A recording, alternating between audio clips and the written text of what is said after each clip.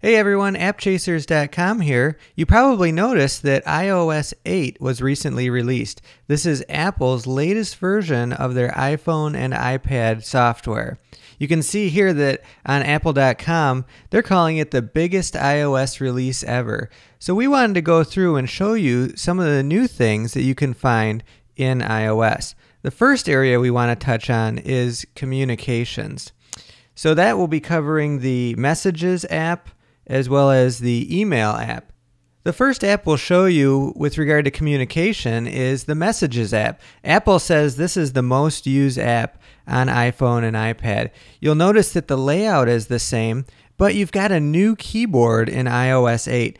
Apple calls this the QuickType keyboard, and what it does is it tries to predict what you're going to type next. And you'll see above the keys here, we've got different words that it's already trying to predict. So we can say and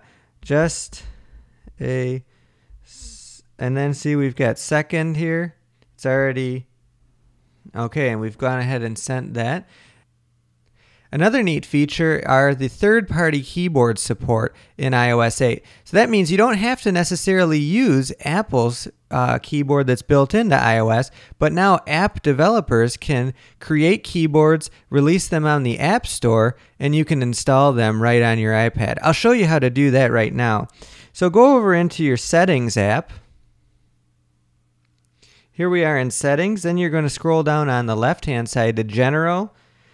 Move over to Keyboard, then Keyboards, and here's where we'll see that we can add a new keyboard. I've got English, Chinese, the emoji, which is those little cartoon faces, and I've got a third-party keyboard already installed called Flesky.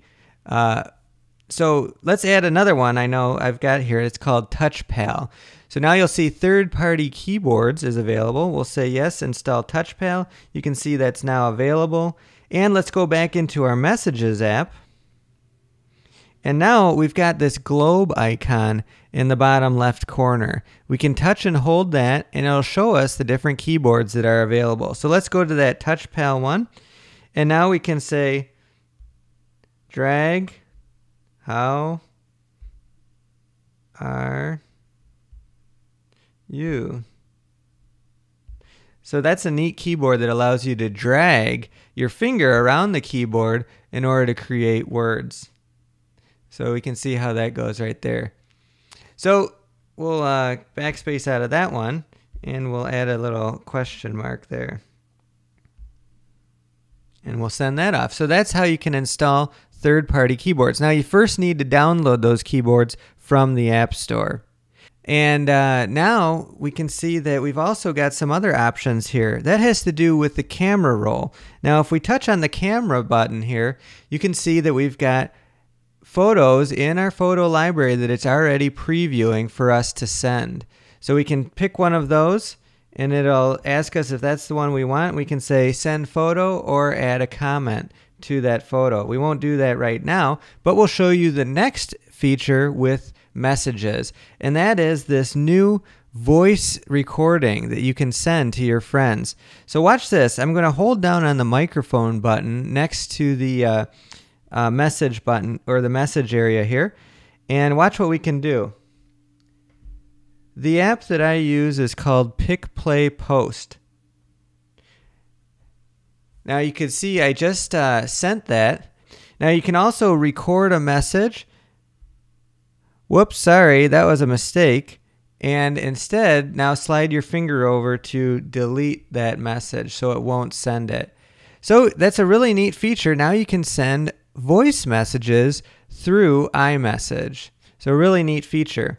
Now another neat thing in iOS 8 is the ability to tell iOS how long to keep your iMessages and text messages on your device. Before, you might have noticed that the messages just keep filling up, and when you go to your usage within settings here, if you go to general usage, you might have noticed that messages were taking up a lot of space. And that's right here under Manage Storage. But now if you go down to Messages in iOS 8, and that's under Settings, you can tell iOS how long to keep messages. You see here, right now it's selected forever, but you can also say, I only want to keep those for 30 days or 1 year. When you select that, it'll say this is going to delete those, but you can say yes if that's the selection that you'd want. So a lot of neat features with regard to communications. The next one we want to show you are the changes to the Mail app. So let's go into our Mail app here on iOS 8, and you'll notice it looks pretty much the same as far as the layout goes, but there are some neat new swipe gestures. For example, if you swipe on one message, it's going to bring over these different options. You can trash it, you can flag it, or touch more, and you get some other options here to reply, flag, mark as unread, things like that. You can also mark as unread by swiping to the right. And that's going to pull this over. Let me try that again. And you can mark messages as unread right there. But let's do that again. Let's swipe to the left. We'll hit more, and we're going to hit reply now. Sometimes you may find yourselves writing an email, and you need to reference an email, another email that's in your inbox. Well, how do you do that when you've got this message blocking your view? Well, now in iOS 8, you can simply swipe down on the message that you're composing, and you've got access to your other emails in your inbox. So you can select on another email. For example, let's go down here to this Mac Rumors email. You can copy an address. Now touch back on the email that we were working on, and we'll now paste that address right in there. So a lot of neat features now in the Mail app on iOS 8. So that's what we wanted to show you with regard to the new features in iOS 8 in the communications category. So tune in to some of our other videos or subscribe to our channel on YouTube, and you can see some more different categories of iOS 8 new features. This has been AppChasers.com.